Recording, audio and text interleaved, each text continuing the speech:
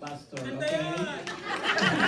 And all the volunteers More. who cook the food every day, who guard the perimeters every day, who teach the children every day. God knows your name, okay? So thank you so much for all of those. And for the parents who entrusted your children with us, we really appreciate that. And hopefully we'll see you again next year, okay? We are doing this every year. Okay, can we raise our hand toward the children and declare blessing upon them? Father, as we close in prayer, Father, we would like to dedicate these children to you, oh God, Lord. Father, you said in your word, unless we turn like these children, little children, we will not enter the kingdom of God. Father, I pray that these children will grow in the fear of your name, Father. And knowing you, Lord, as their Lord and personal Savior. Even the parents of these children, Father, you know them, oh God. And you know they carry the burden.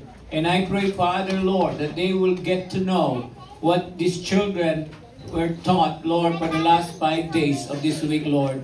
That Jesus is worth dancing, worth praising, and worth singing, oh Father.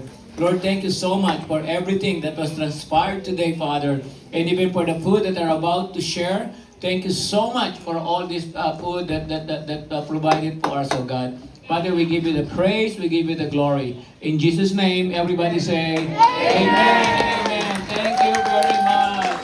Amen, Amen. Stay safe for the future.